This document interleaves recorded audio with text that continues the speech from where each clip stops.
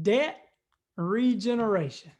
I don't know if you've ever heard that term, but I haven't. But I woke up one morning and this phrase, debt regeneration, was just playing over and over and over in my mind. Debt regeneration, debt regeneration.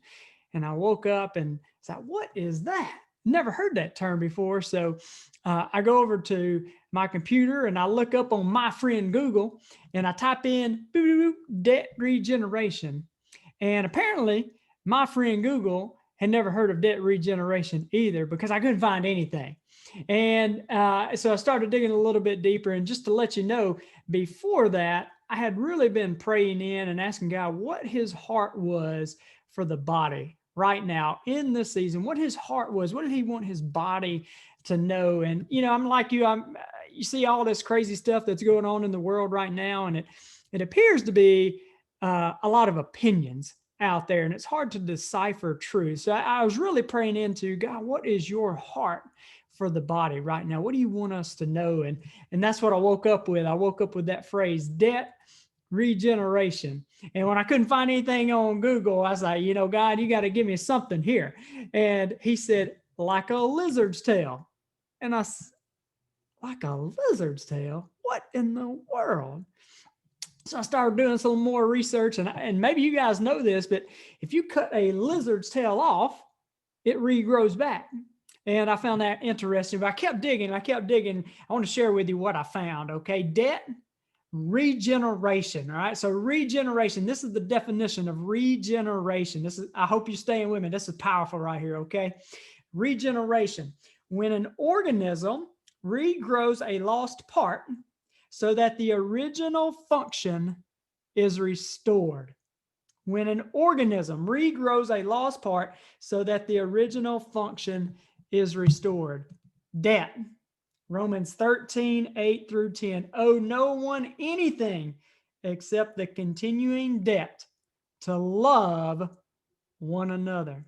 Y'all, the church's lost part is love. And that is the part that we've got to grow back. The body has to grow back.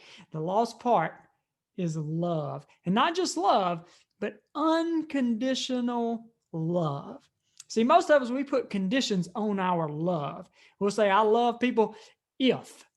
I love people if they love me first. I love them to a certain point. I love people if they're like me, if they think like me, if they talk like me, if they believe like me, if they've got the same beliefs, if they go to the same church as I do, if they go to church, I'll love them. And most of the time, our love really isn't a love. It's more of a like, right? I heard this pastor talking one time, and he was talking about, when Jesus was walking on the water, and Peter looks out and says, Lord, if that's you, tell me to come and I'll get out of the boat and I'll start coming to you, right? And Jesus says, come.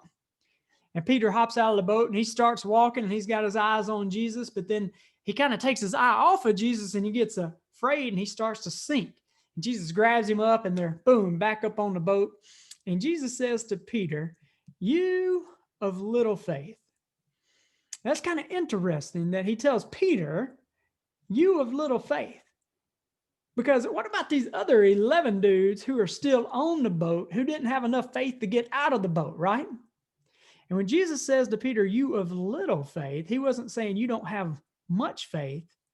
You have faith up until a certain point. And I think that's how we have this tendency to love, is we love up until a certain point. God's heart for the church right now during this season when there's all kind of crazy stuff is to love unconditionally. People can tell when we just tolerate them. People can tell when we're just putting up with them, but they can truly tell when we love them. And it's not just people. I think it's an unconditional love for the Father.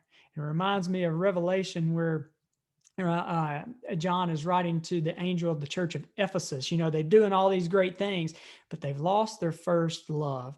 And I think, church, if we're going to make an impact in the world, if we're going to make an impact in the lives of other people, We've got to go back to our first love, and that's loving the Lord, Father God, with all of our heart, with an unconditional love. So, hey, I just wanted to share that with you. Had that weird phrase on my mind, debt regeneration. What is that? And I just wanted to share that with you. Hope you guys have a great day, and God bless.